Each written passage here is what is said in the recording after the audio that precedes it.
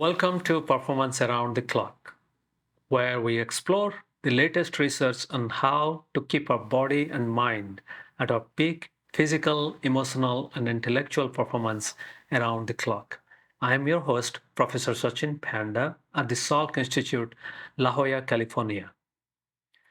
On this podcast, we'll talk to leading scientists, clinicians, coaches, and policymakers about human performance. We'll cover different topics, including how different organs and different parts of the brain contribute to human performance. And we'll also learn how our lifestyle, that is, what, when, and how much we eat, sleep, and move around every single day, affect our health and wellness.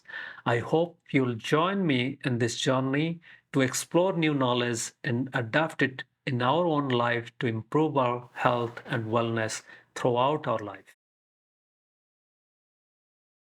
We're happy to have Dr. Horacio de Iglesia from University of Washington. He's a professor there working on circadian rhythm from model organisms all the way to humans. And Professor um, Horacio is also the current president of the Society for Research for Biological Rhythms. That's the largest organization in the world whose members are dedicated to understanding circadian rhythms and other forms of rhythms and how they affect human health, agriculture, animal health, ecosystem restoration, all aspects of rhythms. Thank you, Horacio, for Oh, joining. you're welcome. It's great to be here. It's Yeah. great to be in San Diego and back at the Sulk. Yeah. Now we are super excited. We all know what is circadian rhythms, but for a lot of people, they always wonder what are these rhythms? Are they just sleep-wake cycle or much more than that? No, they are indeed much more than that. Of course, the one that we notice the most is sleep-wake cycle because Yeah. it's this amazing behavioral Yeah. change, right, where we go from consciousness to unconsciousness. But that's just part of our of the soup of circadian rhythms that our bodies are. There are rhythms in hormonal release, rhythms of temperature, rhythms in mood and intellectual ability, Wow. and essentially the way our body operates is in this constant 24-hour base oscillation, right? That involves all our physiology. Wow. So almost every hormone, Virtually every hormone, and there are some that are more dependent on sleep, Yeah. but in turn, sleep is dependent on the circadian system. So there's virtually no hormone that you could measure that will not oscillate on that 24-hour Yeah. cycle. And in fact, this, in a way, defeats the old notion that we have of homeostasis, right? The idea Yeah. was that things had to be in a permanent equilibrium state. Yeah. That's actually very unusual. That never happens because our circadian system is actively modifying all these physiological variables in a 24-hour basis. Yeah, means people know that hormones affect many things. Hormones affect mood, hormones affect our physiology, our metabolism. Even there are sleep hormones and stress hormones. So that means every aspect of our human health has a rhythm. Yeah, absolutely. And we cannot get away from it. And in fact, if you try, things go in disarray, right? Yeah. Whenever you go against your circadian system, you typically end up sick, right? Yeah. But, you know, circadian rhythms, well, when we think of circadian rhythms 20, 30 years ago, it was not very popular. Now there are not too many people working. So what drew you into this field? Well, The you know draw. what? I started investigating crabs that lived in the intertidal zone back in Argentina, where I was an undergrad Yeah. in a lab that studied physiology in these animals. And I started studying a behavior that is related to how they construct their burrows. And it immediately bumped into the cyclicity, not only 24 hours, but also the tidal cyclicity. And Yeah. it turns out that these animals have very complex timing systems, Yeah. not only to be synchronized with the light dark cycle with a 24-hour day, Yeah. but also with the tidal ebb and flow of water. Yeah. And And that kind of got me hooked with circadian rhythms. Then I came to the US to do my PhD in mammals. Yeah. And then I continued for my postdoc at UMass Medical School, working with animal models, circadian rhythmicity. And then when I started my own lab, I continued that, but I also did start, human field studies on sleep. Yeah. And now my lab is sort of divided between these two main thrusts. No, it's really exciting that you started with tidal rhythms, and people kind of relate to tidal rhythms, but it's surprising that they also have a circadian rhythm and a tidal rhythm. Do they have a lunar rhythm too? Because the ocean They also goes up and down. they do. So not only they have an endogenous clock that is synchronized to the 12.4-hour tide, but they also have endogenous clocks that are synchronized to the 15-day lunar, semi-lunar Yeah. month, as well as the 30-day lunar month, right? Yeah, yeah. And in fact, I think it's safe to say that we probably all have some lunar rhythmicity. Yeah, so we'll get to that, I guess. So, but in this environment, those clocks are particularly important because they optimize reproduction, right? When your babies are little larvae that swim in the water, Yeah. you really need to time the release of those larvae Yeah. to the right time of the month, so that there's maximal survival Yeah. of those larvae. So Yeah, so it almost looks like every animal, every plant, maybe on this planet, are influenced by the rotation of our planet, Earth around its axis, and also the moon around the Earth. yes, the moon. And but now that we are in modern society, and a lot of the time, even teenagers and some older adults may not even get exposed to outside day-night cycle. It's really hard to understand what is the nature of our rhythms hundreds of years ago. And among all the circadian biologists I know, you are unique in the sense you not only study lunar rhythms or tidal rhythms, you also study sleep-wake cycle in ancestral populations. Can you tell us, like, how you got into it, and let's discuss how the ancestral rhythms look like. So yeah, it all started. I was sitting at a Society for Biological Rhythms meeting when I was a young grad student, probably in the mid 90s. Yeah. And there was a talk by Tom Ware, a famous psychiatrist that used a lot of circadian manipulations to treat manic depressive disorders, depression. And he was talking about the influence of electric light on hormonal release and many things that I thought, wow, it's amazing that just turning the lights on is sufficient to change the rhythmicity of your hormones. You can switch a human body from a summer-like state to a winter-like state by simply controlling the light-dark cycle with your light switch, right? And I thought that's quite amazing, and made me think about, well, how has our circadian system been impacted by electricity specifically, but also by this amazing ability that we have to isolate ourselves from the natural drivers of our circadian rhythms, like the solar day, the lunar cycle, the year cycle, etc. And I remember I was sitting next to Dr. Diego Golombek, from Argentina. And I said, we should find some indigenous communities in Argentina, because he's also from Argentina, that still have no access to electricity, and see whether we can get kind of a proxy of how sleep must have been back, when we still hadn't not only made electricity widely available, but also hadn't reached this level of urbanization that we're used to now.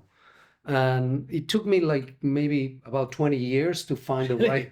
No, not because I was actively looking at it, but there are many communities, many places that have indigenous communities that have no electricity, but there are very few where you have a control group nearby. And we eventually found one like that. And this is a very unique situation. This is a community called the Toba Quom. the Toalpon people. They live in northern Argentina, in a very remote area of the country. It's very hard to get there. And what's really interesting about these communities is that they're widespread in a radius of something like 50 kilometers. Some of them have 24/7 access to electricity. Some of them have very limited access, like, one light bulb per household. And others have no access to electricity. And they're all ethnically identically, they're deep related. They have the same historical background, the same culture in general. So it sort of became the ideal model in which we could compare communities that were very, very similar except for their access to electricity. And we started studying them in 2012, and it was very clear, the very first recordings that we did with altimeters, wrist altimeters that tell you very precisely the timing of sleep. It was very clear that the communities that did not have electricity were going to bed earlier. They were just going to bed a couple of hours after sunset. And they were sleeping about an hour more than the communities that had 24 access to electricity. Even when those communities that had access to electricity were still living in a very rural place, much more rural than San Diego or Seattle. So it immediately became clear that this was a very interesting scenario to study sleep under field conditions. And then we continue our studies not just on those communities, but also in Seattle. We do regular sleep studies with our students that participate of a sleep lab or practical on sleep where they measure their own sleep. So it's been kind of interesting to see the gradient of changes in sleep and circadian regulation when you increase the level of urbanization, right? So maybe we can go back to the Toba community. This is really heroic because those of you who may not work with human subjects, it's really hard to get all the regulatory approvals just to work with human subjects in the US. And then when you have to work with remote communities like Toba, you also have to be culturally sensitive, respectful of them. And since they are more likely to get urbanized in future, so you are essentially trying to capture a capsule of time that's slipping away. So I understand because many years ago we there are few other circadian biologist colleagues who wanted to do similar stuff among African Maasais, and I know that it was very difficult to get all the approvals and also to be respectful of their culture, to be respectful of their beliefs, because sometimes it's also not right to go intrude on populations who have very limited contact with outside culture. This is really something unique. There are very few groups, I guess, who have been studying sleep among this ancestral population. Is it okay to say ancestral population, or is there is there a different term, more accurate term? I think that the I'd say pre-industrial. And the reason why I like pre-industrial better than ancestral is that the danger is that when we use the word ancestral is that we assume that our ancestors used to sleep like they are sleeping now. And in the middle there's thousands of years of evolution, but also we don't know exactly what the conditions were like, let's say even 500 years ago, right? So it's very tempting to say this is how we probably slept 500 years ago, but we need to be careful when we make that assumption. But I think it is a model of ancestral sleep, right? And that's kind of the main driver, right, for me to go there, is trying to understand, well, how has modern society been shaping our not only our sleep-wake cycle, but also our circadian system as a whole, right? So how is their sleep? Like you said, they sleep a couple of hours after sunset. Yes, and they are the best sleepers that I ever recorded from. They will sleep in the winter something like 9 hours a day, Yeah. and in the summer when the photo period's a little bit longer, so the day length is a little bit longer, they will sleep maybe 8 hours. Yeah. So they also have a seasonal modulation of their sleep, and they sleep very soundly, at least judged by the actimetry. Yeah. So this is very different from indigenous communities in other, for instance, in Africa, in areas that are apparently more dangerous Yeah. and they're not as safe. And there, the You mean sleep is, there is more predators, right? yeah, there are Wild predators animals. and other groups that can steal Attack from them. Okay. So they sort of sleep in a state of vigilance much more than the Tobacco. The Tobacco, they don't have to worry about large predators. They live isolated from anybody else, so they don't have to. It's a very safe area. The elements are not much of an issue because it's relatively hot or warm throughout the year. Yeah. But in other places, it's been shown that native communities that have no access to electricity, they have very fragmented sleep, very what you'd call disturbed sleep compared to the gold standard of 8 hours of sleep a night. And I think that's really important to keep in mind because that's kind of what I was trying to get at.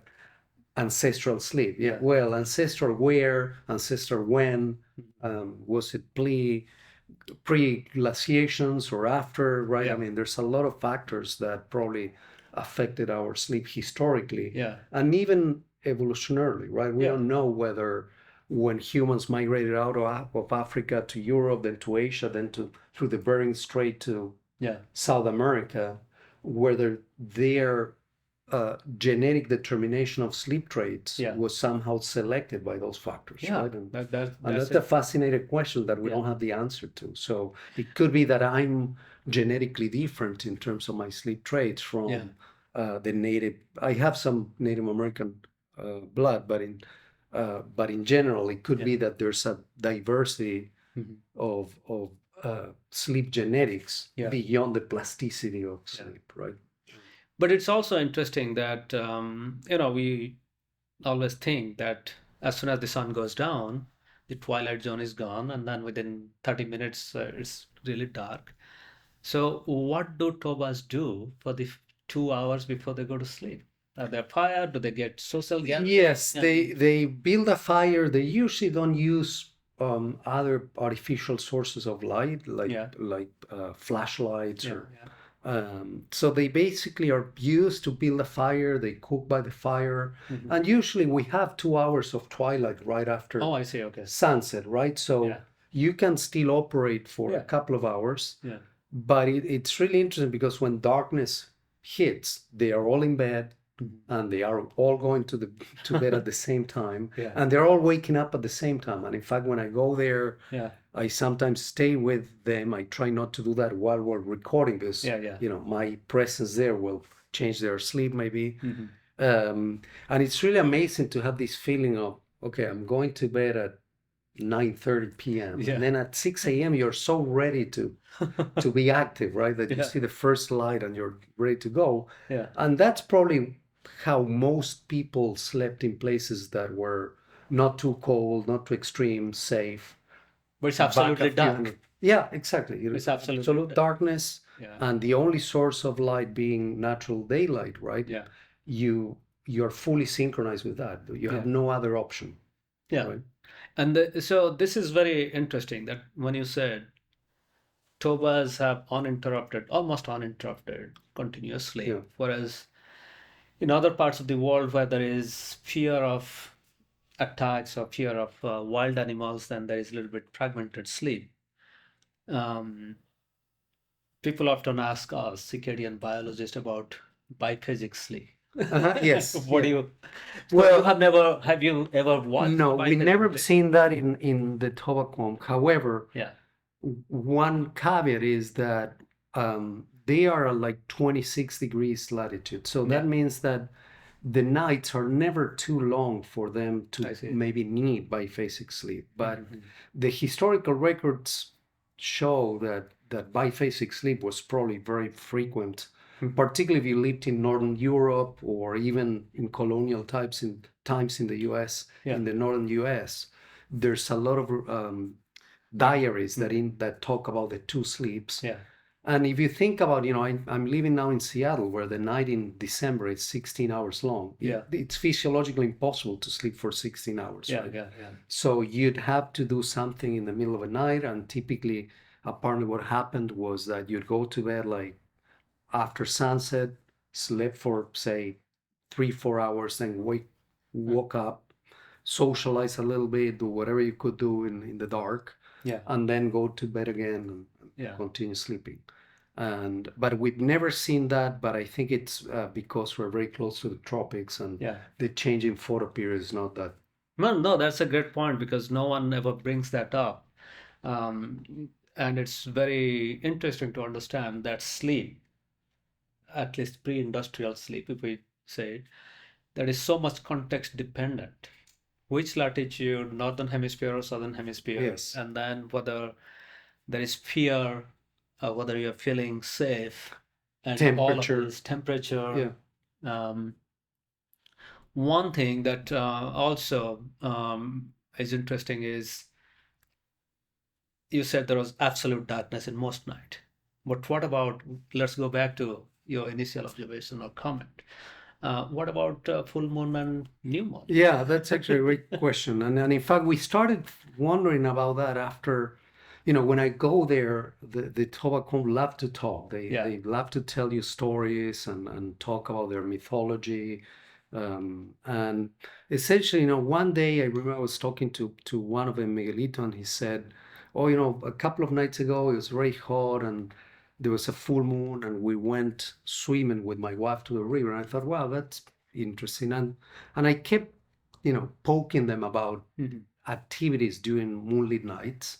And it was pretty obvious that they were very aware of moonlight, and that nights that had moonlight were very different than the nights that didn't. So one day I was talking to my film technician. I said, we should try to capture this. What if we could actually measure the impact of moonlight or of the moon on human nocturnal activity and sleep?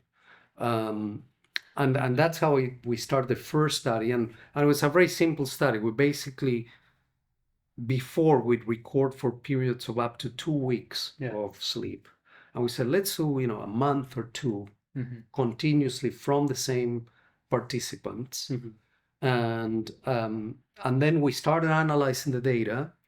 And at the beginning, it was a little bit disappointing. And the reason for that was that when I started analyzing the data, I looked at, my prediction was, well, the brightest night is the full moon night. And then 3 nights before, 3 nights after, they are still very bright. So I thought, well, sleep on those nights is going to be shorter or more disrupted. There's going to be more nocturnal activity compared to the opposite phase, which would be the new moon and the respective nights. And it turned out that there was an effect, but it was very minor. And then we started looking, and then I had a postdoc in the lab, Leandro Casiraghi.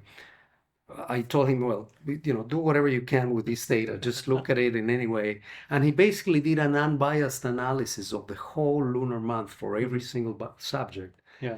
And then what was really striking is that the shortest nights of sleep, the nights in which people were going to bed very late and sleeping less, were right before the full moon, not at the full moon. I see. And we couldn't explain why until we started learning the relationship between the moonrise and moonset relative to the 24-hour cycle. It turns out that the only nights in which you have moonlight on the first half of the night is before full moon and the night of full moon. But after full moon, the moon comes out too late for you to see it. If you went to bed at 9 p.m., you won't see the moon rising at 1 a.m. and you're already asleep, right? Yeah. And that was, a huge surprise because, most people were talking about, well, full moon versus new moon. Yeah. And it turns out that many studies have missed that critical time window because they were assuming that the shorter sleep would be during full moon and the nights before and after, and the longest new moon. And also the moon has to rise up at least 10, 15 Exactly. degrees before you can Exactly. feel So, the bright light. yeah. Yeah. So the general idea is that if you're planning to go to bed, let's say at 8 p.m., right, Yeah, because yeah. the sun set an hour ago, Yeah. and suddenly you see this bright body of light on the sky, you will stay up. Yeah. But if you went to bed at 9, Yeah. right, and the moon comes out a little bit later, it probably won't wake you up. Yeah. Okay. So that was, a very fascinating story, and we learned a lot about the moon itself. But there was a second surprise in that study. We had the three communities that I Yeah, yeah. mentioned: no electricity, little electricity, 24/7, living in a more urban environment. Yeah. And of course, our prediction was that the people without electricity would be very much synchronized with the lunar cycle, but the people that had electricity probably not, because if you can turn on the lights, why should you care about Yeah, yeah, moonlight yeah. outside, right? And then when we started analyzing data, we realized that the people that had 24/7 access to electricity had the exact same modulation of their sleep with the lunar cycle. And we thought, well, they are still in a rural place. Yeah, yeah. Even when you have street lights and good lighting indoors, they may be more in tune with the natural cycles. But at that point, I remember that we had data from 600 undergrads that we recorded from our classes, right? Yeah, Whenever I yeah, teach yeah. a class, Yeah. I do this sleep lab. And I told Leandro, why don't you take a look at that data too? Maybe Yeah. even people in Seattle have this Yeah. lunar rhythmicity in their sleep. And that was, really amazing, because when we looked at the data, it was the exact same trend as in the Toba Quam. And these are very young adults, 18 or 19 to 21-year-olds, that are totally unaware of what phase of the moon they're living through. Yet they showed the exact same sleep timing modulation by the lunar month. So what was the modulation? They were going to bed a little late. They were going to bed later on the nights just before the full moon. How much later? Some of them up to an hour and a half. Yeah. Some of them 20 minutes. Yeah. And in fact, because that study was done with short samples, and by chance we had mapped the full lunar cycle many times, we repeated it in a longitudinal fashion, and we found also very dramatic modulation. In some people have up to 2 hours difference in their timing of sleep before full moon and before new moon, even when they're living in a very post-industrial environment. But they were all waking up at the same time. Yes, they are. And in fact, that translates in shorter duration of sleep, right? Because if you go to bed later, but you wake up at the same time, you end up sleeping less. And we still don't know how, in a place like Seattle, the moon can affect sleep in that way, because if you measure light pollution in Seattle, it's always above the full moon light intensity. So it can be lunar light or moonlight. And anyway, we're now trying to get at that.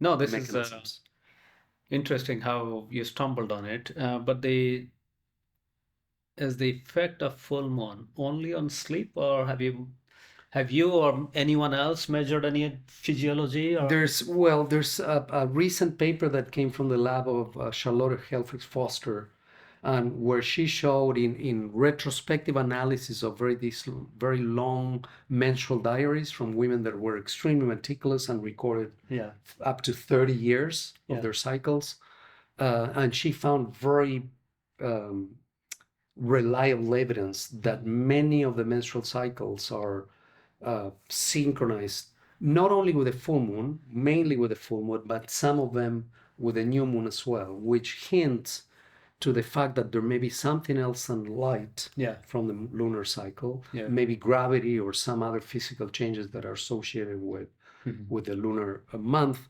because it turns out that although you see the moonlight once a month, once every 30 days, the gravitational pull of the moon is actually every 15 days that it's maximized. So there's a second semi-cycle that is associated with the lunar month. And what's interesting is in these women that she recorded, she had something like up to 15 it was very clear that the synchronization was much stronger than when they were young. Yeah. And as they age, which is when the menstrual cycle shortens, Yeah. they would not be able to synchronize with the moon any longer. I see. So there may be some rules of entrainment to the lunar cycle. So that's the best that I've known. And what we're doing now is trying to see whether the rhythms of melatonin, which are a very good marker of the time in your circadian clock, may be modulated the lunar phases by lunar phases, because that would explain why we're prone to go to bed later in those days. So coming to melatonin is this sleep hormone. And when does it rise? Does it rise before we go to bed, right when we are going to bed, or after? Well, it's supposed to start maybe an hour before to go to bed. But that's if you're living like the Toba Kwong, right? Yeah. So when they're dating, and we measured this, that was even harder than just recording sleep. So we took saliva samples throughout the evening. And we demonstrated that the Toba Kwong that were living with electricity had a delayed onset of melatonin. Why is that? Well, turns out that light per se inhibits melatonin. So even if your circadian clock is driving a rhythm of melatonin that should start at 8 p.m., let's say, if you turn the lights at 8:01, a bright light, you will drive the levels of melatonin down to 0 levels within minutes. Wow. And as long as you keep the light on, melatonin will stay low. So it's almost like by flipping the light switch, you can flip the hormone levels that will make your brain. Excellent. That's exactly right. It's kind of the most important marker of our biological night. You're turning it off by just doing that. Okay. But also melatonin is also directly driven by the circadian clock, right? So it's a combination of what the clock is saying and whether there's light or not. And we actually did the measurements in dim light, so we could tell whether the clock itself was delayed. And in fact, in the Toba Kwong that have access to electricity, the clock is delayed, and therefore the melatonin is delayed. So in a way, their endogenous signal of the biological night that tells their brain you should prepare to go to bed is arriving about an hour later. And you said that these Toba Kwongs may not have bright LED light that we see in grocery store. They have what, tungsten light, dim light, or what kind of light? You mean the ones that have electricity? They usually have like the old-fashioned light bulbs, tungsten. But that itself is strong enough to delay that. Yes, it is. And we don't completely know whether it's a combination of having less exposure to light during the day, because there's a twist to electricity, right? That electricity allows us to be indoors and isolate ourselves from the natural daylight, right? And it turns out that although the light that we have indoors is sufficient to stimulate our circadian system, the light that it's outdoor is 100, 1,000 times brighter than the light that we have inside. So the people that have electricity, particularly in the winter, spend more time inside. Oh, I see. And therefore, not only they get electricity in the evening, which is when you will inhibit the melatonin release, but also they get less light during the day, so their clocks tend to be delayed. No, that's interesting. And then after waking up, how long do we wake up when the melatonin drops and hits the bottom, or after waking up it takes few minutes or an hour? That seems to be quite variable, and we didn't measure this in the Toba Kwong because we were only. It's hard to measure because they're sleeping. You don't want exactly. You have to wake them up to get a saliva sample.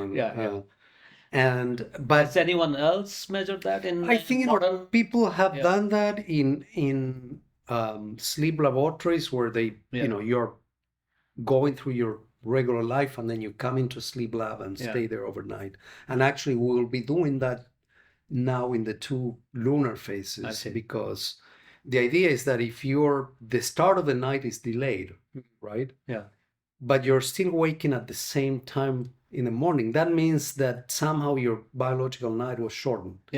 So what we expect, if that's the case, is that the melatonin will not only start later, but it will finish at the normal time. So in other words, we'll have a biological night that it's a little bit shorter on the nights previous to full moon. That's our hypothesis.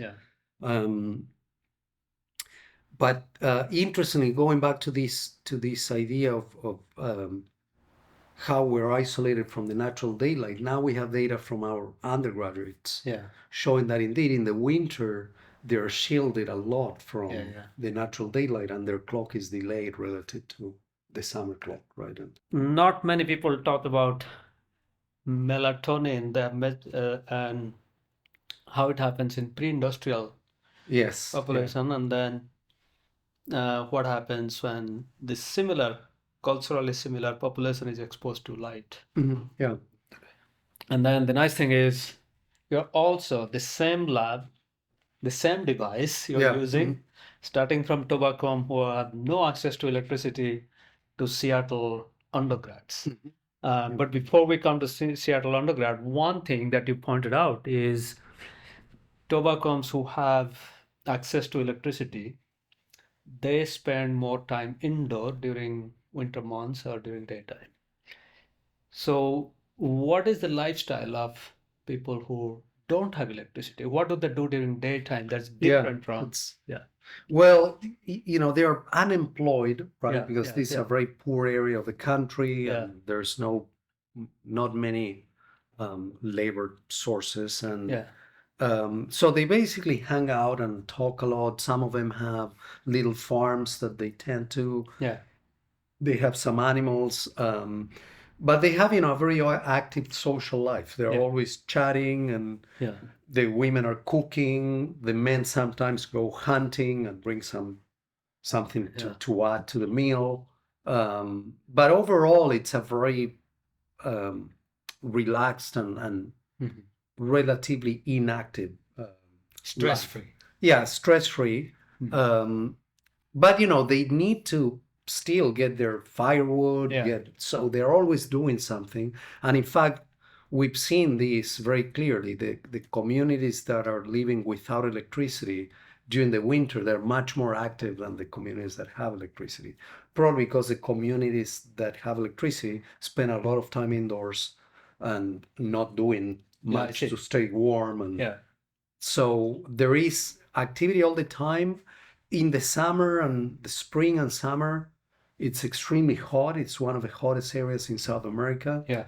So they never sleep siestas, which is interesting because, I had the preconception that they would have a long siesta. Because, if you hear people talking about them, they say, they're very lazy. They're going to be sleeping all day long. It's actually impossible to sleep at that temperature because it's sometimes up to 50 degrees centigrade inside. It's like extremely really hot. And of course, without electricity, there's no AC. So all you do is sit under a tree and relax. But at the same time, I vaguely remember, because the device that you use to record sleep also records activity during daytime. So now if you have quantitative measure, but let's think about, so Tobas who do not have electricity, are they 50% more active or twice more active? In the winter, I'd say that, maybe up to 50% more active. More active? Yes. In the summer, not so much. And I think it's a consequence of the heat. But are they more active than, say, a typical Seattle undergrad? That we haven't looked at. We should definitely look at that. That's a great point. I think they will probably be more active, right? Because when you're outdoors, you need to move around, you need to do things, right? And we spend 9 hours sitting at our desk, right? And even undergrads spend a lot of time indoors and not highly active. Because I vaguely remember that from the Seattle high school student study, which fortunately I was a co-author of. When you plotted those activity charts, there are the spikes in activity when they're just walking from one class. It's not even like training or something extraneous. You see that means at least a 50% increase in activity, walking from one classroom to the other. Another. So that's why this These people who have no access to electricity, they're not doing much indoors, so they must be Yes, more and active and then. the other thing that you see with them is Yeah. that their waveform of activity, it's almost like a square shape. Wow. You know, So they're always all active. waking up at the same time. They're all going to bed at the same time. And as soon as they wake up, they're very active, right? Yeah. Because they're ready to go. Yeah. There's no sleep inertia right after 9 hours of sleep. Um, and so it's really remarkable because when you compare that to the electricity group, Yeah. the slopes of going from active state to inactive are much more um, not so abrupt, right? Yeah. Yeah. Because they're Yeah. not Yeah. synchronized with each other. Some of them are staying up, the other ones are. So So it's it's almost like the sunlight. The sun comes up, that flips the light on. yes, and then People get out of everybody's the ready to go. bed, they Yeah, go around, walk around, and then in the evening, just before sunset, they they run back all home. they all wind down at the Yeah. same time and end up. And in fact, one thing that we learned from those studies is that the variability in sleep timing, Yeah. not only within subjects, is much lower, right? Yeah. But also between subjects because they're So they're highly all synchronized. yes, and in fact, the notion of chronotype, which is this Yeah. Yeah. diversity of Mhm. sleep timing that we have Yeah. in any post-industrial society, Yeah. does not exist without Oh, electricity. that's really interesting because we always get that question. Yeah. And it's good to know that they are not only they're consistent from day to day, but within the family, the parents, the grandparents, and then the kids, they're all in the same schedule. Yes, Because even the teenagers that are yeah, typically later sleepers, they all go to bed at the same time as the adults. huh. That's really exciting because a few months ago, somebody mentioned that modern families are like different people are in different shifts Mhm. because the parents may go to bed and then the teenage kids will go to Stay. bed later in the night. And then if one of the parents is traveling or has shift work, then has a different schedule. So at the end, what happens is we are not only desynchronized with each other in terms of sleep, we also don't get an opportunity to sit down and eat Yes. dinner at the Yeah, same yeah, time. yeah. And eating dinner together is such a social synchronizer, de-stressor, like Yes. everybody Yeah, yeah, yeah. take out their stress. So all of these, like the circadian rhythm, how we are synchronized within the family, within the society, is also influences our mental health. Yeah, Yeah, absolutely. Yeah, and I think that's a great point because this is something that uh, it's a major cultural difference, right? yeah, This idea um, of eating together, at least one meal in families. This is yeah, much more common, let's say, in Argentina than it is yeah, here in the US. But it's even more common in the Toba, right, where yeah, there's this high synchronization between people. yeah, And I think it's interesting because it's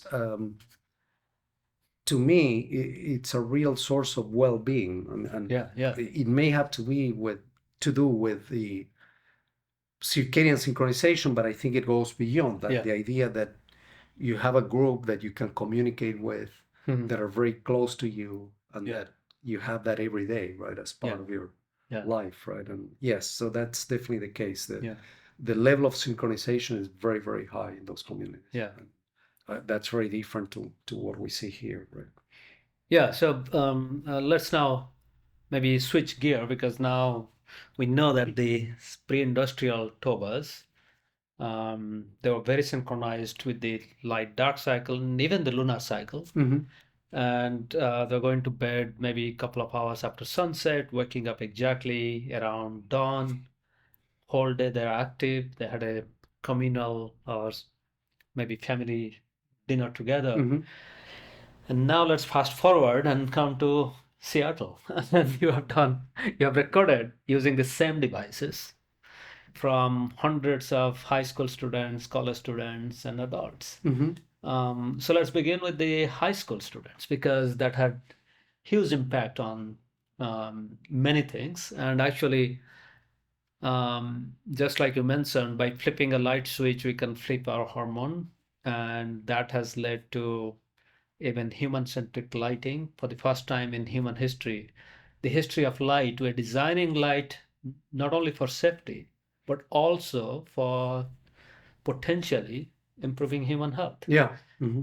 Um, but light affects our sleep. And are teenagers more sensitive to light than older adults? Well, there's some studies that suggest that indeed teenagers may be more sensitive to light in the evening and less sensitive to light in the morning. So that, it, from a circadian perspective, is a perfect recipe to delay your clock, right? Because Yeah. light in the evening will delay your clock. Yeah. Light in the morning will advance your clock. So Yeah. if you're more sensitive to the evening light and less to the morning, your clock Yeah. ineffectively will delay. Yeah. And in fact, all the studies have looked at melatonin in teenagers to determine what is the endogenous timing of their clock have shown that they are delayed. So there's no doubt that they are biologically, their night is delayed, right? Yeah. But The if you reason put, for that, sorry, yeah, go ahead. it's still under discussion, but Yeah. that's very clear. Yeah. Sorry. Yeah. No, what I was thinking was suppose in a hypothetical experiment, you take Seattle high school students, put them in Toba community. Oh, yeah. Okay. Then what would happen? Will they still be delayed because No, they have no access to my electricity? prediction is Yeah. that it wouldn't be delayed. And in fact, there was an experiment that is similar to that was done by Ken Wright, Yeah. where what they did is they measured all their circadian rhythms and sleep while they were working in the lab. Yeah. And then they went camping Yeah. for a week, and then they continue measuring sleep and eventually measured also melatonin. Yeah. And what they found is that when they were living, working in the university, doing their regular life under highly urbanized conditions in Boulder, they had an array of chronotypes. So there were some people that were early sleepers, others that were very late, Yeah. and there was a gradient of timing Yeah. of sleep. When they went camping, they all defaulted to the early Oh. timing. So the idea is that if you're living under natural daylight, Yeah. humans are very poor performance in Yeah. darkness, right? So eventually your system will take you, so you can take advantage of the day and you're sleeping during the darkness, right? Yeah. Yeah. And that's kind of how our biological timing system evolved too, Yeah. right? I mean, to optimize our activities during the day, not during the night. Yeah. However, sleep is a very plastic behavior, right? And light is extremely pervasive in modifying it. Yeah. And there's also practices going back to the high school study that you co-authored with us. There's also things that you can do in the morning to stop sleep, right? Yeah. Yeah. And the worst thing for teenagers is the bell time, the school bell time. That's the biggest determinant of sleep offset in teenagers, right? And what happened in Seattle is that in 2016, the school district, after we had lobbied for almost 5 years with a group of parents and teachers, myself as a sleep expert and other doctors that work with teenage sleep, we eventually convinced the school board to delay the school start time by 1 hour from 7:15 or 7:50 to 8:45. So almost 1 hour. Yeah. Right. And so when they told us that, I said, well, this is a great opportunity for the first time to be able to study sleep before and after this single intervention, right? Yeah. Which is delaying the school start time. There was some data supporting this, but it was more retrospective analysis or diary analysis. So for the first time, we were able to capture a cohort of students before the school start time change, and then another cohort taking the same classes, same age group, same schools, and we found that they were gaining a lot of sleep by simply delaying their school start time. Yeah. And no, this is very exciting. So you did this in 2 different schools. That's in 2 something different because just to make sure that this is not specific to one school. And in fact, there were some interesting outcomes from the 2 schools. One school was a high socioeconomic. Higher socioeconomic public school. The other one was an inner city school with a lot of kids with lower socioeconomic income. Yeah. And what we found is that the benefited all the students, but there was an added benefit to the inner school, which was that it reduced tardiness and absentees. Yeah. Particularly on period one, which is when most kids arrive late, and we think that that's probably related because kids from lower economic backgrounds, Yeah. they probably have to take the metro system, or Or they have don't to have buy it. parents at home to help them. They may be even helping their They may be parents or taking their- care of yeah. kids or parents, etc. So that was sort of an added benefit from the measure that was very nice to see, that it particularly benefited those kids. But I think this is means I just wanted to emphasize that, there are, if I go to clinicaltrial.gov, there are 430,000 studies listed. But there are very few. As you said, this is the first time. And again, I must emphasize that it's not easy to do a human study with teenagers. No. Because you have to have double consent. Yes. From their The parents, parents from have them, to, yes. and then the school boards are also not open to this No. kind of studies, because if you find something bad happening, then there is liabilities. Yes. Yeah. So this is something, it's very, I would say, it's a very fearless, proactive, and once in a lifetime. Yes, because in fact that's true, because they are never going back to they actually tried because of some politics, and the outcry was huge, right? Yeah. They said there's no way we're going back to start early again. Yeah. And I think you will find the same in California right now. Yeah. Now that it's become a state law, Yeah. I don't think you will ever go back to an early time. Yeah. Because we know that kids feel better, right? They perform better. Yeah. No, I guess there was also important that to clearly say how many, it was nearly 34 minutes that they slept Longer, yes. Even when the delay was close to an hour, they gained only 35 minutes, 34. But that's a huge gain. People tend to think, 30 minutes, that's not a big deal. So I always tell them, try to sleep half an hour less than what you're sleeping now for 2 weeks, and then come back to talk to me. Yeah. And I think it's then when you realize how much half an hour of sleep it is. And also on the other side, like for example, people who are not getting enough sleep, they go to a doctor and then get a prescription, sleep medicine, and which is not a sleep which medicine. is not a sleep medicine, which is just to make you sleep a little bit better. Yeah. The average sleep extension is less than 35 Yeah, minutes. exactly. So it was almost like the two schools where you did the experiment.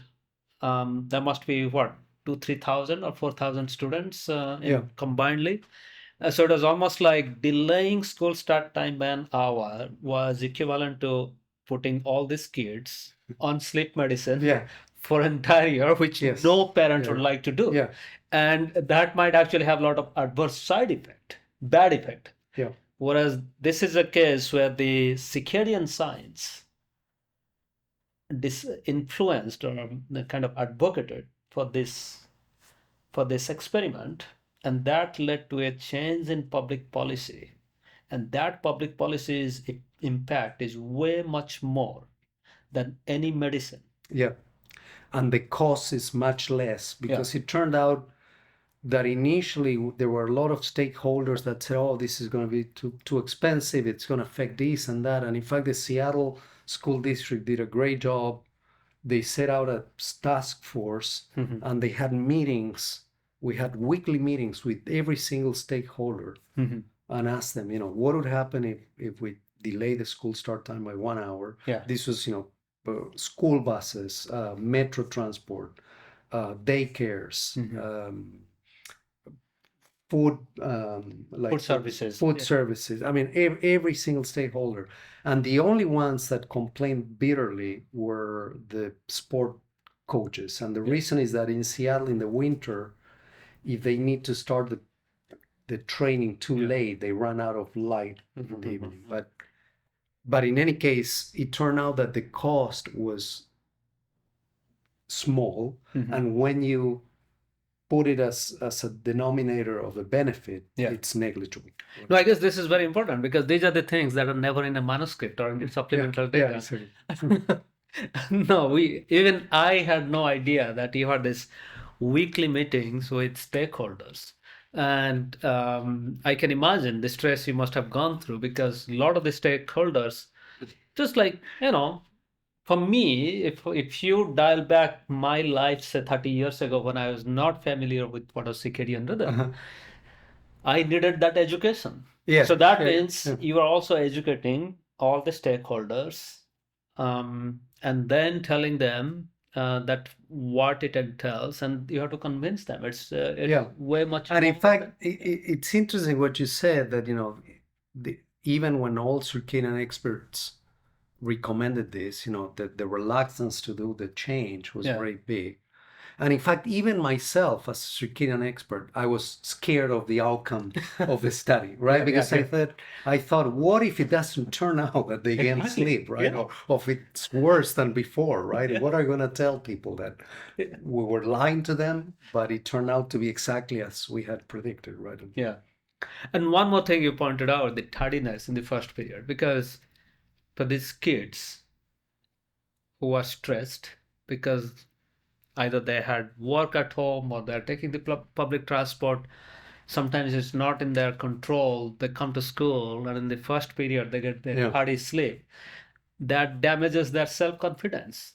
It damages their self-image in front of their peers. Yes, absolutely. And that can even have adverse effect on their learning ability and performance. And this is very important that Yeah, and we know if you read the literature on sleep deprivation, chronic sleep deprivation basically leads to impairment of every single physiological function, right? yeah, yeah, And in teenagers, I always tell my students, go to the web and search for symptoms of attention deficit disorder or Yeah. attention deficit and hyperactivity disorder yeah, and and chronic sleep deprivation yeah. and put them side by side and they're 80% aligned, right?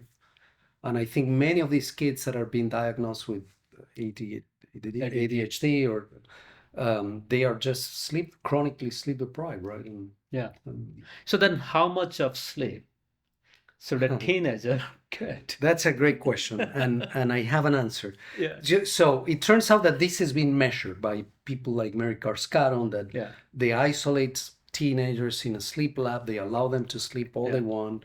They go through a few days where they recover a lot of sleep, and eventually they settle to a given number of hours of sleep, which is for a teenager is 9.5 hours. That's a lot of That's a sleep. lot of In sleep. fact, in our study, we didn't find a single student that would sleep more than 9 hours on school days. Not only before, but even after the change. Yeah, yeah. Even with the 35-minute gain on Yeah, yeah. sleep, they are still not sleeping what they need. But we did another study in Brazil. Yeah. Turns out that in Brazil and Argentina and many Latin American countries, because of infrastructure, they need to have 2 shifts of school in the same building because there's not enough building for everybody to go at the same time. So it's typical that the first shift starts at 7 or 7:30 until 1, and the second at 1:30 until 6:30 or so. Yeah. And they all get like 5.5 to 6 hours. Yeah.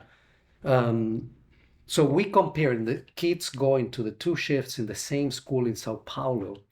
And what we found was really striking. First of all, the students going during the morning shift, they always slept during the weekdays about an hour and a half to 2 hours less than the other students. Yeah. Okay, that's a huge difference. That's a huge.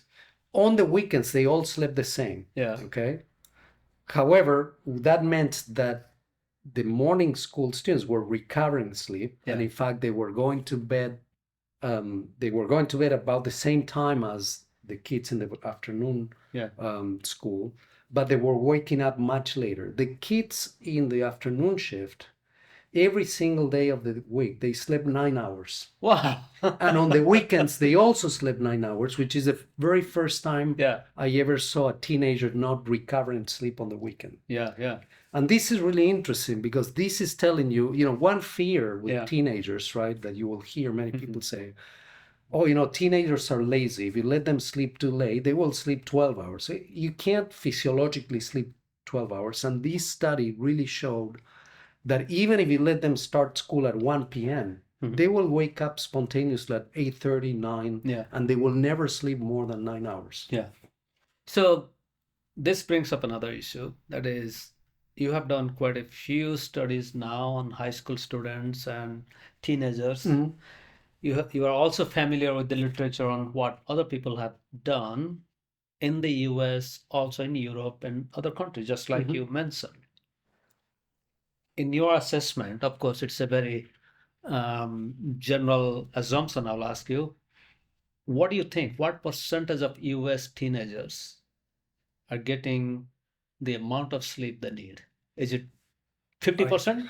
I'd say 5%. 5%. Yeah, So that means based on our studies. so that means That's at least 90%. 5% of this. I think that teenagers are the most sleep deprived age group in the US.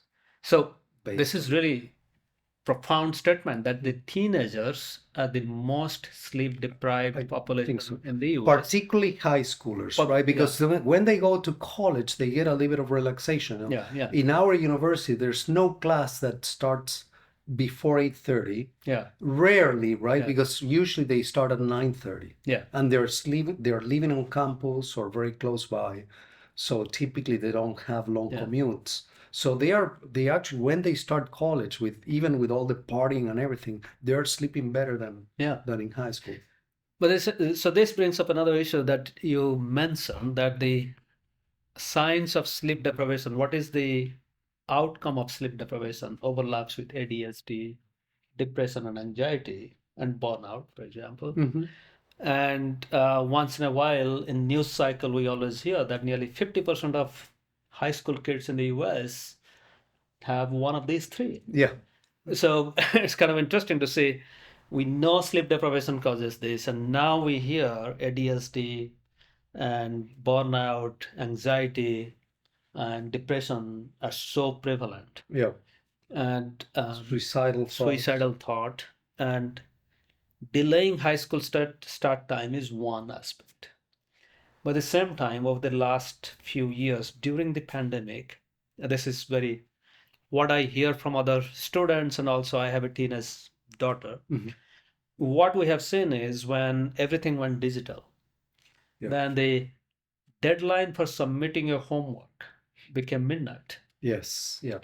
And also what we are seeing in many universities, now there are classes that are even offered at 7 p.m. And sometimes the kids are now taking tests, the midterm and finals that end at 10 o'clock at night. So it's almost like, although we fixed, your studies led to delaying school start time, and now in California, all middle school and high schools have delayed.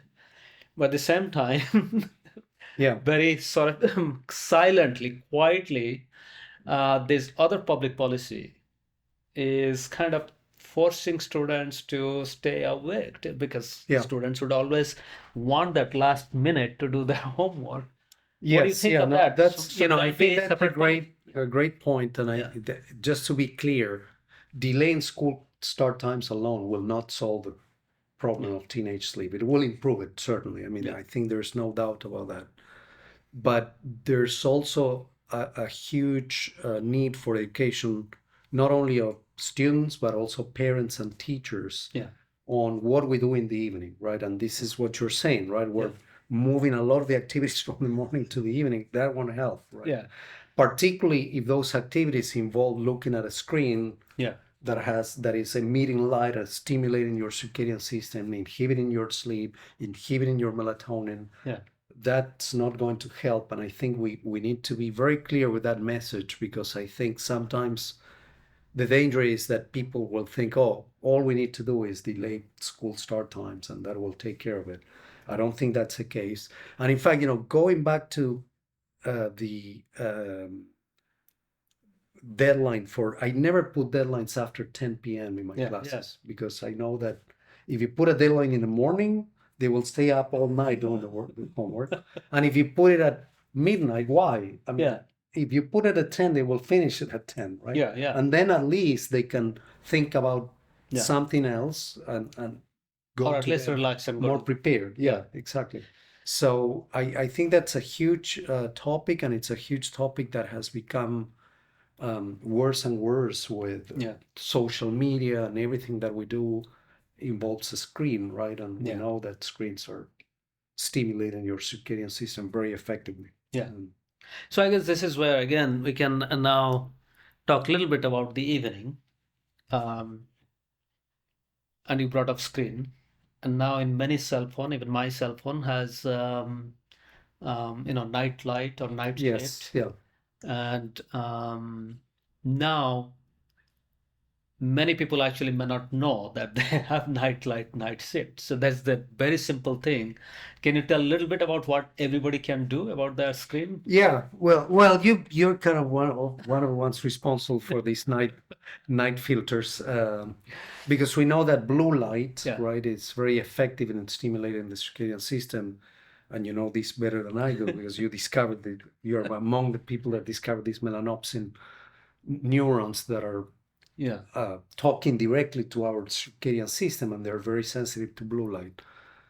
But that's not so, and that's good. If you Yeah, can yeah. use those apps that filter your blue light, use them because it's going to be better than just having. But they should be reg- filtering in the evening, not that whole day. Exactly. They Not should the be whole. No, Yeah. during the day you do need that blue light. Yeah. And in fact, in a recent study that you're also co-authoring, what we found is that in college students, it may be more important how much daylight they get during the day than Yeah. how much evening light they're getting during the evening. Yeah. And that to me was extremely surprising because I always had this.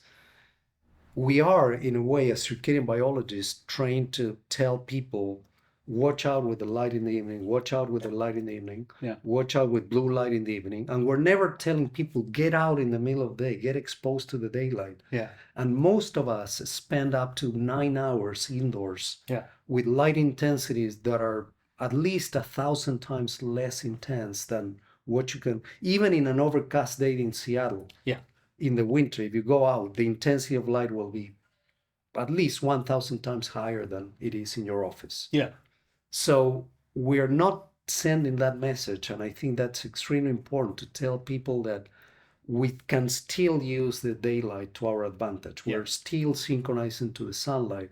So we might as well get exposed to that sunlight as early as we can in the morning and as much as we can throughout the day, because that will force our system to make us fall asleep earlier. Yeah. And you start on a cycle that it's a good cycle of advancing your clock, which is what most teenagers and young adults are dealing with. They have a delayed clock. Yeah.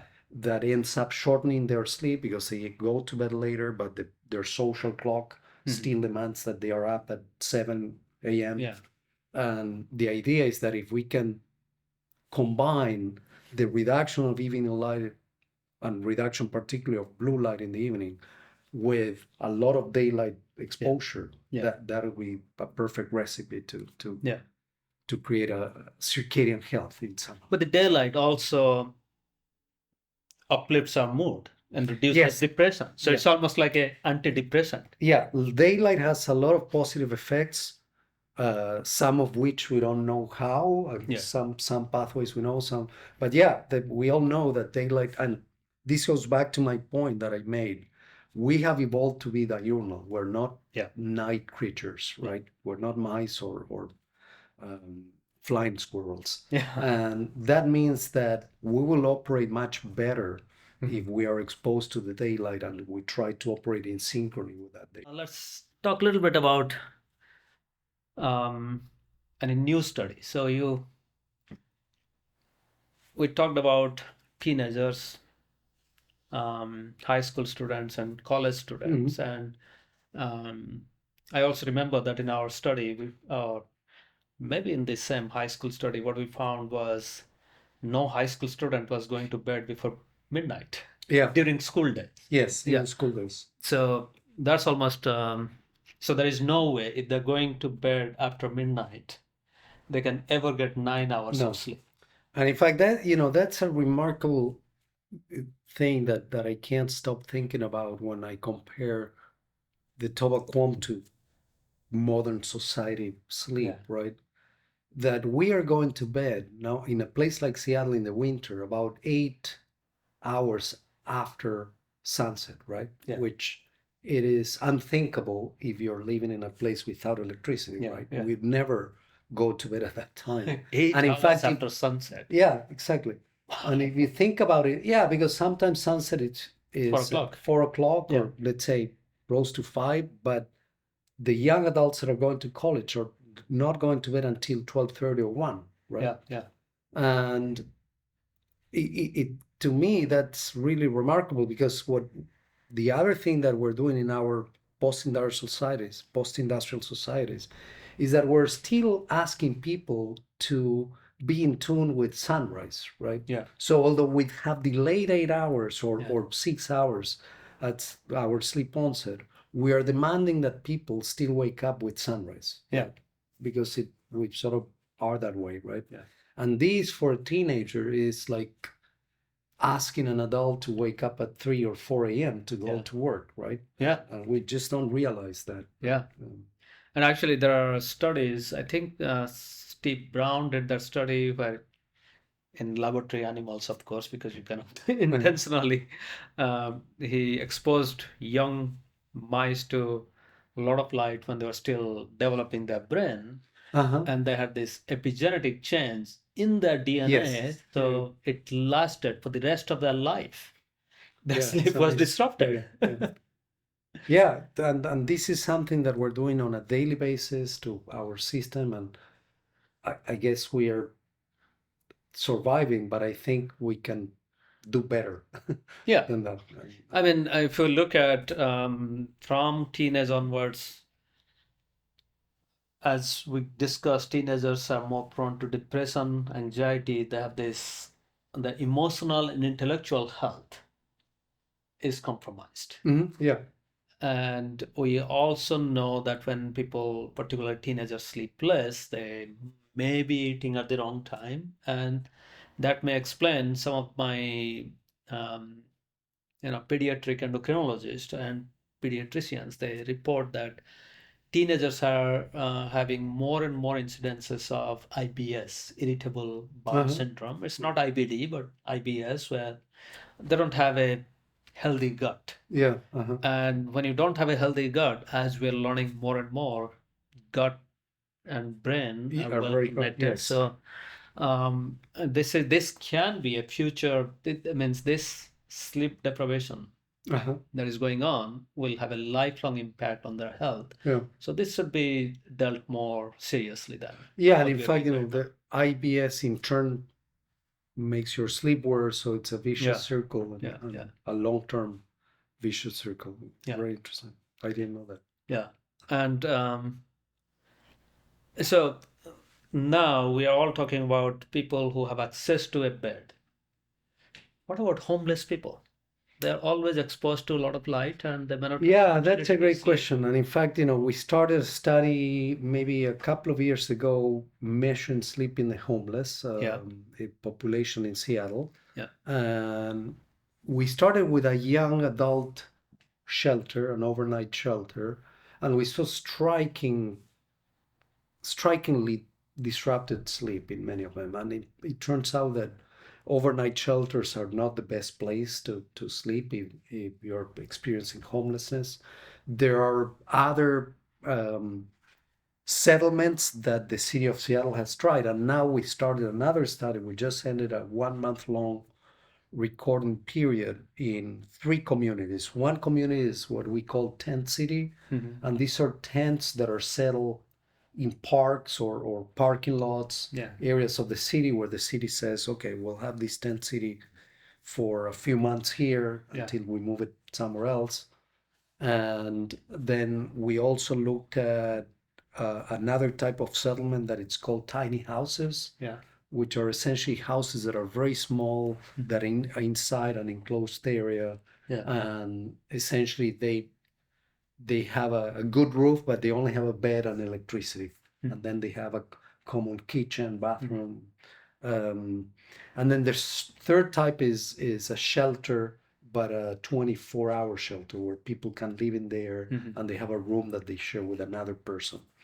So, and we're just starting to analyze the data, but I think regardless of what we find, and we've already found, for instance, that the people living in tent city, they're much better synchronized with the light daylight because they get the light in the morning very early, and they also don't hang out a lot because if you're living in a tent, you tend to they have sort of curfew times where after a given time they cannot enter the campsite. And so regardless of what we find, I think it's been an amazing study to just look at homelessness from the perspective of sleep, right? Because in Seattle we have a huge homelessness problem. There's something like 11,000 people a night that are sleeping outside in the whole county.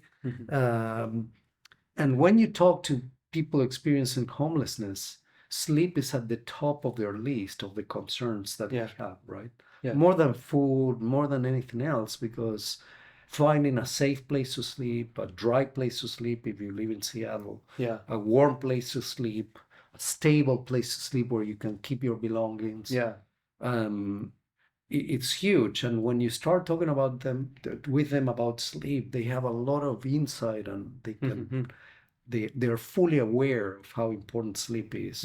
And in fact, they are very interested in cooperating with our study because they know how important this is. And it's also become a great way of to create awareness about homelessness. We have a blog in our webpage that makes anonymous interviews to people experiencing homelessness, and we put their sleep recording and their interview right next to it. And it's really amazing when you just essentially the premise for the interview is, well, let's talk about sleep. Just tell me about your sleep. And they can talk hours about that, right? Because they've been struggling with sleep for so long. And I find it amazing that no sleep exercise has looked at homelessness And then from that perspective, right? I think you're the first one who is actually studying Maybe, sleep among homeless people, because again, this is a very challenging study, and I don't think anyone else that I can remember. So, I mean, here you are doing things that are almost impossible or nobody cares to do. And so one thing that struck me was what you said, that the homeless people, the the top of their concern is sleep, even way above food. But we do annual food drive and all this stuff, so we try to raise food and then give them. But what is much more important is, even if we have a sleeping mask, eye mask, and earplugs, that may be a little bit more relevant to the, or that might help them to sleep a little bit better than a can of soup. So this is again very important. If you'd like to help the homeless, then think about sleep. Um, eye mask, earplugs, sleeping bag, just like you said, warm and dry place so that they can sleep better. That's simple and yet very hard to solve, right? Yeah, but at the same time, this is we always when we discuss homelessness, we never ever talk about sleep. And since you brought this up, it's interesting how I got interested in this. There was one time that there was a tent city very close to the university, and they were being moved to another place that they didn't want to go to. So they were manifesting against this move. And there was a guy with his tent on the sidewalk, and he had a huge sign that said, "Sleep is a human right." Really? And I thought, wow, I should have all my colleagues walk by this guy to see. Did you take a picture? Yes, I have it, and I can share it with you later. Because I asked him, "Can I take a picture?" And he said, "Yes, please take a picture and send it to everybody. I want people to know that we don't want to move because the place that we're moving to is not a good place to sleep, and I want to stay here." But that was when I said, wow, this is amazing. I don't think anybody has ever looked at homelessness from that perspective. And obviously, this is at the center of their life, right? Yeah. So that's kind of what, in some way, inspired me to start this study. And we're just starting. We have some hypotheses, but I think what I like about these many of these studies is that I go unbiased, right? And there's it's virtually impossible that I'm not going to learn something about sleep if I study sleep in the homeless people, right? I mean, it's so I think that I particularly like about those studies is that you go with no predictions, no real hypothesis, but you do a thorough study. And also, you don't have an agenda, political Yeah, agenda, exactly. I or don't any have an personal agenda, and nothing. I tell them, at least when I recruit them, I tell them at least this will create awareness about how poor sleep is when you're experiencing homelessness. Yeah. No, I guess this point that sleep is a basic human right. Yes. That's very powerful statement. Yeah. And we know that sleep deprivation is a form of torture that's used in interrogation. Yeah. And people know that that's such a essential human right. When you take that away, then you can make people confess to various things, or you can interrogate and get secrets out of them. So, at the same time, as you said, in 11,000 people in Seattle are going through the same sleep deprivation, which in a controlled setting would be a torture. Yes. Legally defined torture. That's what we are doing. This is really exciting to see how your research career is, every project that you did is influencing policy awareness and having an immediate impact. And this is very important because our society, circadian research society, or Society for Research on Biological Rhythm, we have maybe maximum, I don't know exact number, maybe maximum 500 labs, 500 PIs all over the world. Yeah. And we have to, this is a big responsibility for all of us. Yeah, that I think so. 500 active labs at any given time.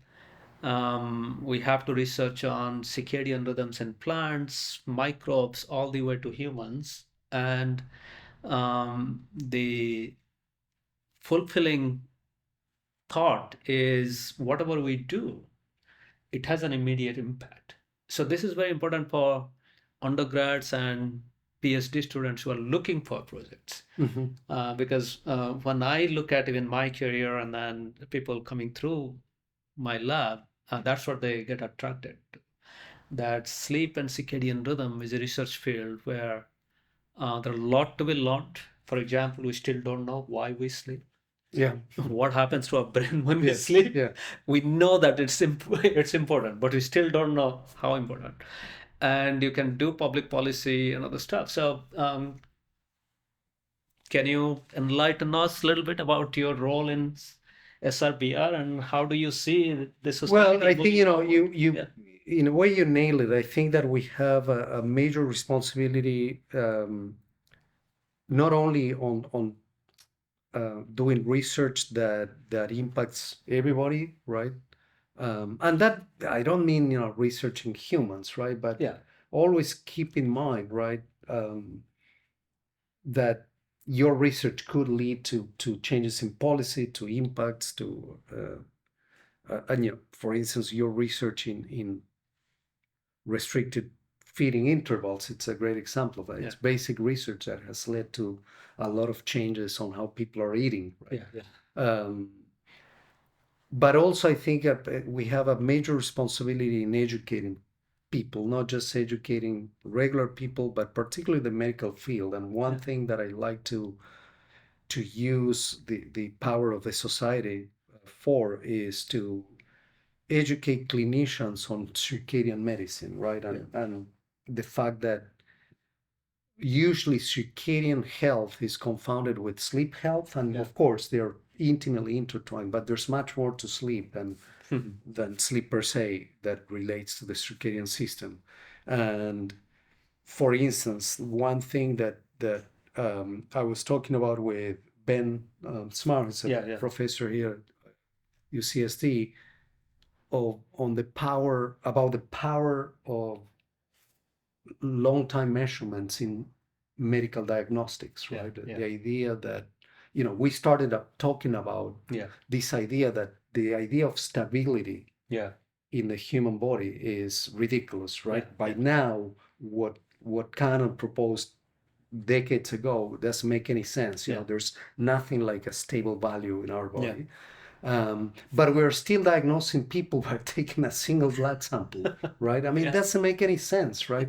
Even when we have the technology to do much better than that, right? And I think that probably the exception is blood pressure, that now we have, it's much more widespread, that you can gain much more information if you measure your blood pressure for 24 hours than if you take a snapshot.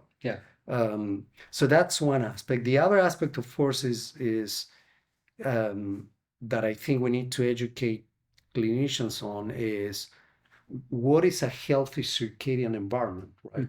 And again, going back to your idea that there's 30 something thousand clinical trials, right? And just changing an hour on school start time can have much more impacts than 15,000 of those trials, right? Well, the same is true, for instance, with the conditions in hospitals. What are circadian appropriate conditions to keep a patient for a week in an intensive care unit or in the regular floor, right? Those are something that there are things that it's our responsibility to say we own this and we need to educate people in these aspects, right? So going back to the ICU, I do have a fellow who is an MD PhD who is an ICU physician. For the last 5-6 years, he has been seeing patients in ICU. And then when I asked him on an average how many hours a person can sleep in ICU, he was very blunt. He says, yes, he knows that it's 5 hours on an average. There's way less than anything. When at that state you need even more than you the need regular. more. You need almost 8, 9, 10 hours of sleep. But that 5 hours is not even continuous because it's fragmented. In every hour, there are at least 2 or 3 instances where the patient has to wake up. So this is a clear example where when the person actually needs more sleep, we are depriving sleep to a point where, again, going back to the human right, sleep is a human right. We are depriving a patient of his very basic necessity that's essential for physical, emotional, and intellectual well-being. And in that case, for healing. Healing. And we're essentially slowing down that healing. And sometimes in these ICUs, they will wake somebody up to draw blood, or take their blood pressure. What do you think that that's going to improve their health more than letting them sleep? I don't think so, right? Without being a clinician. Excuse me. So I guess you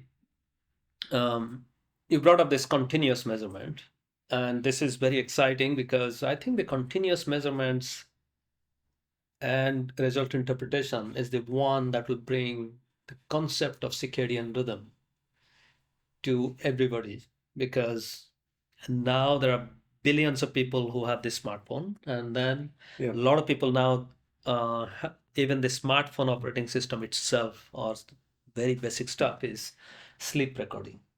And similarly, I guess the body temperature, heart rate variability, all of these will bring up that issue of circadian rhythm, and people will start thinking about not only how is my sleep, how is my heart rate rhythm, how is my breathing rhythm, how is my temperature rhythm. It's also creating a huge opportunity for data scientists, computer scientists, or students who are looking into complex data set, time series data set, sleep and circadian rhythm. is a perfect example where anyone can come in because we need biologists, we need cell biologists, we need geneticists, we also need that data scientist, and we also need some people to accompany you for your field research. Yes. People from psychology, and coming back to science communication. This is a big Hmm. thing because um, there is no hospital or no medical school that has a sleep or circadian rhythm as a department. No. Yeah. Sleep, there may be. Yes. Yeah. So that means we have the responsibility as a Serbia or European Biological Research Society, or many of the Biological Research Society, to communicate the science to general public, to parents, to Yes. coaches, to physicians, and all caregivers. Yeah, and most of us do very little of that, right? Yeah. And but if you don't invest the time in doing that, you can't complain that people are ignorant about it, right? It's our job to do it. Yeah. And I think that the Society for Research on Biological Rhythms is in a great position to do that. And I think that has improved a lot in the last, I say, 5 years, with the release of these white papers on very basic recommendations for school start times, light exposure, shift work. There are some other aspects that the society has written these very accessible Mhm. papers, right, for people that want to learn a little bit more about it. And Yeah.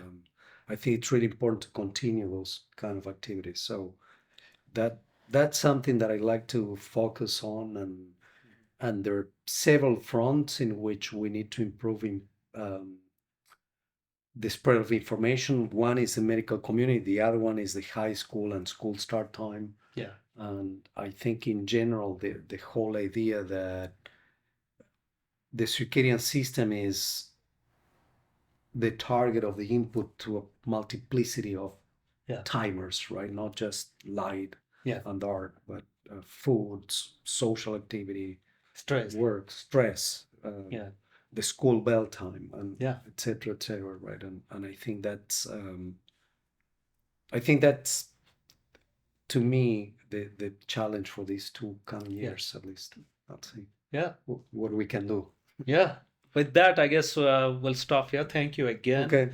Horacio, and it's always a pleasure to talk to you. And I hope that we can touch base again because there are many topics. This Yes. this Yeah. field is so vast, and we can keep on talking about the importance of circadian rhythm. That what is very important about this discussion is anyone who is watching this or listening to this can take something and adopt right away. And within a week, they can do what I call circadian rhythm is a DIY, do it yourself. You don't actually need a prescription to go and extend your sleep. You don't need a prescription to turn off or dim down your light. Mm-hmm. And these are some of the stuff that can come out that has percolated to the society because of very rigorous, and as you said, you didn't have an agenda, and we don't have an agenda Yeah. to start with, to say whether we don't have a political agenda that we have to delay the school start time or advance Yeah. it. And this is the do it yourself science that everybody needs to know and everybody can benefit from. Yeah, and that's a very good point because all the recommendations are we're giving, you can try them out. They Yeah. they have no side effects. Nothing will happen to you. They're only if you good side didn't- effects. Exactly, and most likely they will have good side effects, right? Yeah. It's not like taking a pill to go to sleep, right? Yeah. So I think that's very important. Most of the measures you can take are very intuitive, Yeah. and they have a lot of scientific backing Yeah. behind them. So anyway, thank you for having me. It's been great to talk to you, and I hope we Yeah. can continue talking and also working together. Thank you. Thanks again for listening to this episode of Performance Around the Clock. I'm your host, Professor Satchin Panda. I hope you learned something new and found this episode exciting. If you did so, please leave us a comment. If you like the science that we discussed and would like to make a donation to research in my lab at the Salk Institute, you can do so by going to panda.salk.edu/giving. Thank you again for listening, and I'll see you next time.